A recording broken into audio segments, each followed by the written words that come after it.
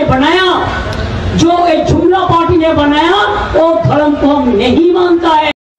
जानबूझ के एक गंदा धर्म जो इसने बनाया, जो एक जुमला पार्टी ने बनाया, वो धर्म को हम नहीं मानता है।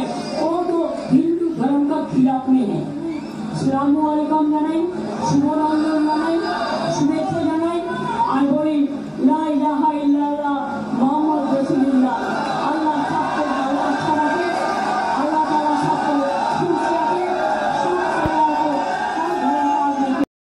আমাদের মাননীয় মুখ্যমন্ত্রী মমতা ব্যানার্জি রেড রোডে ঈদের নামাজের অনুষ্ঠানে শ্রী অভিষেক ব্যানার্জিকে সঙ্গে নিয়ে গিয়েছিলেন।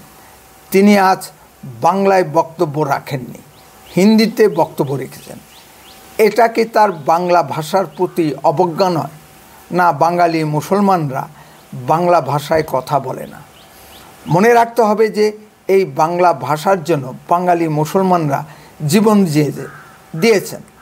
প্রতি বছর তিনি ওই অনুষ্ঠানে যোগ দেন, তা তিনি যেতেই পারেন, তাতে কোনো আপত্তি নেই। মাননীয় মুখ্যমন্ত্রী সব ধর্মীয় অনুষ্ঠানে যাবেন এবং বক্তব্য রাখবেন, এটাই স্বাভাবিক। ঈদের নামাজের অনুষ্ঠানে তিনি ইসলাম ধর্ম নিয়ে কথা বলবেন, তাতে কোনো কারো আপত্তি নেই। কিন্তু বাংলাদেশের বিভিন্ন জলসাগুলোতে ইসলামী হুজুরা যে ধরনের হিন্দু বিরোধী বক্তব্য রাখেন, ঠিক সেই ধরনের বক্তব্য রেখেছেন আমাদের মাননীয় মুখ্যমন্ত্রী। তিনি বলতে বলতে বলে ফেলেছেন বিজেপির হিন্দু ধর্ম নাকি গন্ধা ধর্ম। বিজেপির হিন্দু ধর্ম বলতে তিনি ঠিক কী বোঝাতে চান? বিজেপি কি হিন্দু ধর্ম প্রবর্তন করেছে? বিজেপি আপনার মতো সদ্য ধর্ম নিরপেক্ষ নয়। বিজেপি হিন্দু ধর্ম মানে। বিজেপি জুমলা পার্টি, তর্কের খাতিরে ধরে নিলাম। সেটা কি আপনি ঈদের নামাজের অনুষ্ঠানে গিয়ে বলবেন? ওটা কি কোনো রাজনৈতিক মঞ্চ? ঈদের নামাজের ধর্মীয় অনুষ্ঠানে গিয়ে কেন রাজনৈতিক বক্তব্য রাখবেন? তিনি ইসলাম সম্পর্কে বলতে পারতেন, মুসলিমদের উন্নয়নের জন্য তিনি কি করেছেন তা বলতে পারতেন। তা না করে তিনি সরাসরি ইসলামী হুজুরদের মতো হিন্দু ধর্মকেই আক্রমণ করে বসলেন। এটাকে তিনি জেনে বুঝেই করেছেন? প্রশ্ন এখানেই। নমস্কার, আপনারা শুনছেন উত্তরের কণ্ঠ।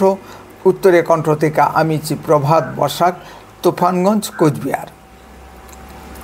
এবার একটু পর্যালোচনায় আসি। মাননীয় মুখ্যমন্ত্রী মমতা ব্যানার্জি কেন ঈদের নামাজের অনুষ্ঠানে গিয়ে এই ধরনের হিন্দু বিদ্বেষমূলক বক্তব্য রাখেন? এটা কি তিনি হঠাৎ করে বলে ফেলেছেন? আমার মনে হয় তিনি যথেষ্ট চিন্তা ভাবনা করেই এই বিদ্বেষমূলক বক্তব্য রেখেছেন। এটা কোনো কাকতালীয় ব্যাপার নয়। তিনি ভারতে মুসলিম তোষণের নয়া নজির স্থাপন করতে চেয়েছেন।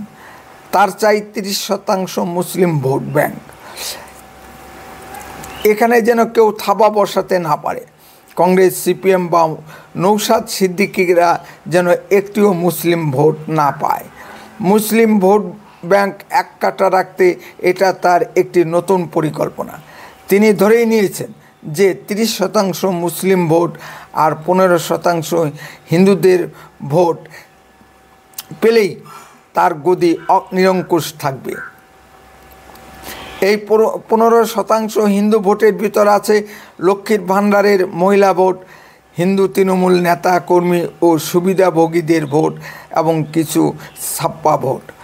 তিনি বেশ হিসাব কষেই মুসলিমদের ঈদের নামাজের অনুষ্ঠানে গিয়ে এই ধরনের বিদ্বেষমূলক কথাগুলো বলেছেন। এখন প্রশ্ন হলো, এবার কি হিন্দুরা করবে? হিন্দুরা কি মমতা ব্যানার্জিকে বারবার ভোট দিয়ে যাবে? আজ পশ্চিমবঙ্গের পূজা পার্বণ বন্ধ করে দেওয়া হয়েছে। পশ্চিমবঙ্গের দিকে দিকে হিন্দুদের উপর অত্যাচার সীমাহীন মাত্রায় পৌঁছেছে। হিন্দুদের ঘরবাড়ি ভাঙচুর করা হচ্ছে, পূজা পার্বণ বন্ধ করে দেওয়া হচ্ছে, মূর্তি ভাঙা হচ্ছে, বাংলাদেশের কায়দায় হিন্দু মেয়েদের ধর্ষণ করা হচ্ছে। মালদা, মুর্শিদাবাদে হিন্দু মহিলারা ভয়ে শাখা পলা পড়তে পারছেন না। তারপরেও কি হিন্দুরা চুপ করে বসে থাকবে? এখনই হিন্দুদেরকে রাস্তায় নেমে প্রতিবাদে সামিল হওয়া প্রয়োজন। মালদার মেতাবাড়ির ঘটনা কি পশ্চিমবঙ্গের হিন্দুদের পথ দেখাচ্ছে না? সেখানে হিন্দু নারীরা শাখা পড়া পড়তে পারছেন না। মাননীয় মমতা ব্যানার্জি ঠিক বুঝে ফেলেছেন যে হিন্দু ভোট আস্তে আস্তে তার কাছ থেকে সরে যাচ্ছে। তৃণমূল যতই হিন্দু নেতাকর্মী থাকুন না কেন, তিনি হিন্দুদের বিশ্বাস করেন না। তৃণমূলে আসল সম্পদ হলো শেখ শাহজাহান, কাইজার, শওকত মোল্লা, হুমায়ুন কবির, সিদ্দিকুল্লাহ চৌধুরী ও ববি হাকিম।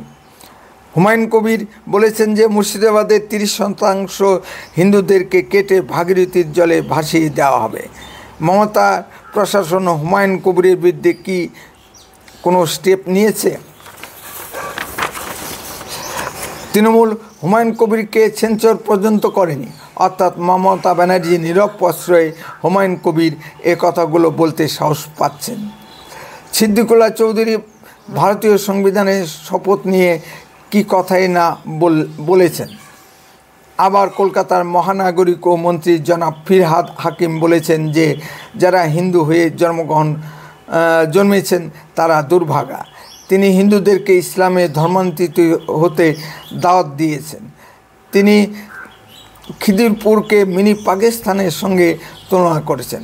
মমতা ব্যানার্জির নীরব প্রশ্রয় ছাড়া কি এরা এই ধরনের কথা বলতে সাহস পায়? এই জন্যই পাকিস্তানের পার্লামেন্টে মমতা ব্যানার্জির প্রতি প্রশংসাসূচক প্রস্তাব ওঠে এবং বাংলাদেশে হিজবুত তাহরির খিলাফত জহিরুল ইসলাম মাননীয় মমতা ব্যানার্জিকে প্রস্তাব পাঠায় বৃহত্তর স্বাধীন বাংলাদেশ গঠনের জন্য। মাননীয় মুখ্যমন্ত্রী মমতা ব্যানার্জি পশ্চিমবঙ্গের জন্য আলাদা পতাকা, আলাদা জাতীয় সঙ্গীত চাইছেন। ফলে বাংলাদেশের জেহাদিরা সাহস পাচ্ছে। তার রাজত্বে পশ্চিমবঙ্গের জেহাদিরা মুক্তাঞ্চল বানিয়ে ফেলেছে। এখানে খাগড়াগড় কাণ্ড হয় এবং পপুলার ফ্রন্ট অফ ইন্ডিয়া করোনাকালে সামরিক প্রশিক্ষণ হয়।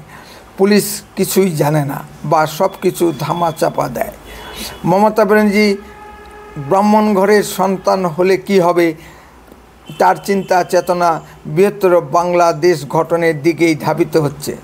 মনে রাখতে হবে যে হিন্দু মন্দির ধ্বংসকারী কালা পাহাড় ও যশোরের উচ্চ কুলোদ্ভব হিন্দু ব্রাহ্মণ ঘরের সন্তান ছিলেন। অখণ্ড বাংলায় ব্রাহ্মণরা হিন্দু সমাজে যে ক্ষতি করেছেন তা বলার অপেক্ষা রাখে না। স্বয়ং শ্রী চৈতন্য মহাপ্রভুকে এবং শ্রী শ্রী হরিচাঁদ ঠাকুরকে বাংলার এই ব্রাহ্মণদের অন্যায় অত্যাচারের বিরুদ্ধে লড়তে হয়েছে। সুতরাং বাংলার হিন্দুরা মমতা ব্যানার্জির মতো ব্রাহ্মণদের থেকে সাবধান থাকুন। কেউ যদি যে ফর্মেই হোক না কেন ইসলাম ধর্ম গন্ধা ধর্ম বলে, তার অবস্থা কি হবে? তার স্থান হবে মমতা ব্যানার্জির জেলে। বাংলাদেশের লেখিকা তসমিয়া নাসরিন ইসলামের আধুনিকরণ চেয়ে আজ দেশ ছাড়া, কিন্তু সৌদি আরবে ক্রাউন প্রিন্স তিনিও ইসলামের আধুনিকরণ চাচ্ছেন। এখন বাংলাদেশের বা পাকিস্তানের মুসলিমরা কি বলেন বা বিশ্বের মুসলিমরাই কি বলেন? আসুন বিরোধী দলনেতা শ্রী শুভেন্দু অধিকারী বক্তব্য শুনে এই পর্বটি সাঙ্গ করি।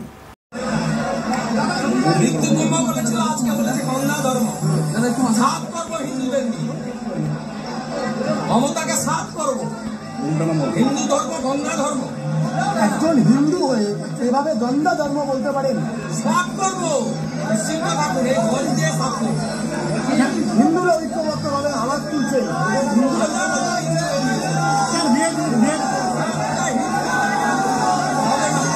উত্তরের কণ্ঠ সর্বদাই বাস্তব ও সত্য কথা বলে।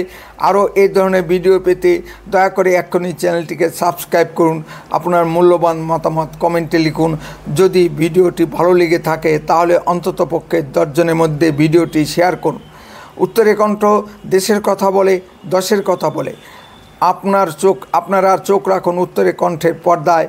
আপনার অঞ্চলে ঘটা কোনো ঘটনার ভিডিও এই হোয়াটসঅ্যাপ নম্বরে পাঠান। গুরুত্ব বুঝে আমরা তা প্রচার করব। বন্দে মাতরম। ভারত মাতা কি জয়।